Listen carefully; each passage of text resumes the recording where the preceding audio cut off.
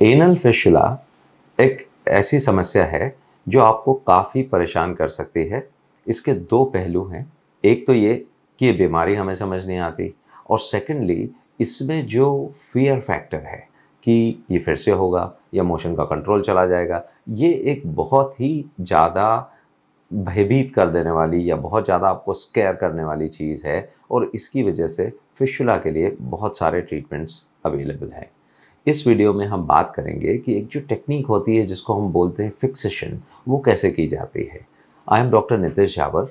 I am a laparoscopic and colorectal surgeon working at Apollo hospital Navi Mumbai and Newalta speciality clinic Navi Mumbai.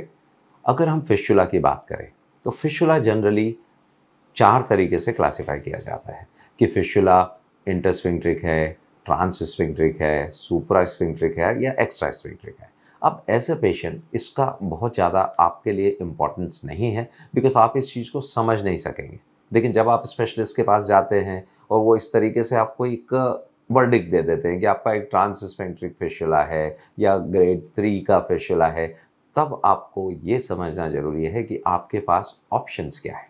हमारे पास जो options होते हैं उसमें sphincter saving, जिसमें आपको एक मेन फ़ियर होता है कि हमारा मोशन फिर से कंट्रोल नहीं जाना चाहिए, उसके ऑप्शंस में लेज़र एक बहुत अच्छा ट्रीटमेंट है, वाफ्ट एक अच्छा ट्रीटमेंट है, लेकिन fixation also has come in a big way और ये भी एक स्फिंक्टर सेविंग प्रोसीजर है जो आपका ये फ़ियर है कि फिक्सेशन करने से मोशन का कंट्रोल नहीं जाएगा, इसके लिए ऑलमोस्ट गारंटीड है कि इससे कॉन्टिनेंस पे या मोशन के कंट्रोल पे कुछ फ़र्क नहीं पड़ेगा।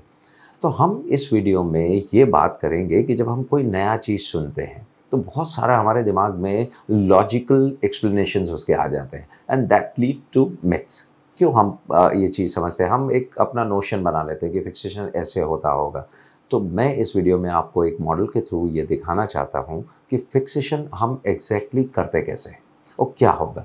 इसमें एक जैसा हम एप्पल का सेंटर से कोर एक कट करके निकाल देते हैं एक राउंड सर्कुलर नाइफ से, ऑलमोस्ट सिमिलर वे हम फिस्टुला स्ट्रैक्ट को उसमें निकाल देते हैं। अब अगर इस मॉडल को आप देखें तो इसमें ये जो बड़ा सा ओपनिंग दिख रहा है, ये ओपनिंग है एनल ओपनिंग, हम इसको मान लेते हैं। बाहर की तरफ एक जो छोटा ओपनिंग है वो फिस्टुला का ओपनिंग है जिससे आपको पस डिस्चार्ज आता रहता है।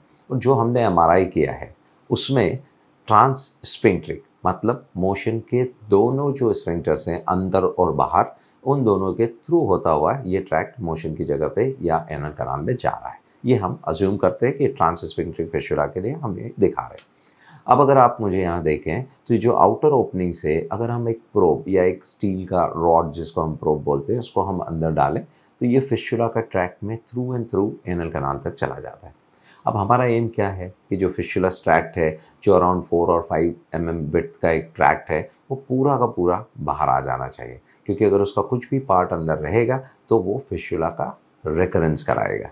तो इसके लिए अगर यहाँ देखें कि स्टील का रॉड किस तरीके से अंदर गया है, एक बार जब ये रॉड अंदर चला जाता है तो ये जो एक सर्कुलर टैबलेट है ये हम वहाँ फिक्स कर देते हैं और इसके ऊपर एक long slender circular knife rotate करते हुए अंदर डालते हैं, जो पूरा कोरिंग करते हुए उस ट्रैक के इंटरनल ओपनिंग जहाँ पर वो एनल कनाल में खुल रहा है वहाँ तक पहुँच जाता है। जब ये एक बार वहाँ तक पहुँच गया तब हम इस पूरी असेंबली को बाहर निकाल लेते हैं। जब हम इसको बाहर निकालते हैं उसके ठीक पहले हम अंदर की तरफ से जो इंटरनल ओपनिंग है उसको एक स्टिच लेके क्लोज कर देते हैं ताकि इसका किसी तरह का कोई कम्युनिकेशन इंटरनल कनाल से नहीं रह जाए। अब फिस्टुला ट्रैक्ट हमने निकाल दिया है, इंटरनल ओपनिंग हमने निकाल दी है, तो जो 2 मेन प्रॉब्लम है कि जो इंटरनल एक जिसको कभी आप अपने डॉक्टर से बात करेंगे तो मेंशन करते हुए सुनेंगे कि इंटरनल ओपनिंग है, क्रिप्टोग्लैंडुलर कॉम्प्लेक्स है, तो वो चीज़ हम इसमें निकाल देते हैं। प्लस पूरा ट्रैक्ट हमने निकाल दिया है और स्फिंक्टर में जो छोटा सा एक होल हुआ है विच इज़ अराउंड 4 और 5 सेंटीमीटर इन डायमीटर, उसको हम एक स्टिच लेके बंद कर देते हैं। अगर हम इस प्रोसीजर को और इम्प्रूव करना चाहें, देखिए एक टेंडेंसी है कि जहाँ पर फेलियर के रेट ज़्यादा रहते हैं वहाँ हम ज़्यादा प्रिकॉशन लेते हैं। It is like just wearing a life jacket when you are going in the sea. Similarly अगर हम यहाँ पर ट्रैक पूरा निकाल देते हैं और उसके बाद हम अंदर लेज़र फाइबर से पूरा चीज़ बर्न कर देते हैं तो it is like a double protection against the recurrence of fistula. तो आपके दोनों एम अचीव हो जाते हैं। आपका फिशुला का रिकरेंस का फियर निकल गया, आपका इनकॉन्टिनेंस का फियर निकल गया। तो अगर आपको ट्रांसस्फिंक्टरिक वैरायटी का नॉन ब्रांचिंग फिशुला है, then this is one of the best treatment for that. एक चीज़ समझना बहुत ज़रूरी है कि जब भी कभी एक बीमारी के लिए एक से ज़्यादा ट्रीटमेंट ऑप्शंस अवेलेबल हैं, means one will not fit all, and that has to be very clear in your mind कि अगर हम फिक्सेशन देखते हैं and you find it very impressive that this is a very clean technique and I should go for it, but अगर आपको intersphincteric fistula है, then this is not the procedure for you. So let your doctor decide it, but if it is fixation, then this is what you are going to get when you're getting under the knife by your surgeon on this. Thank you.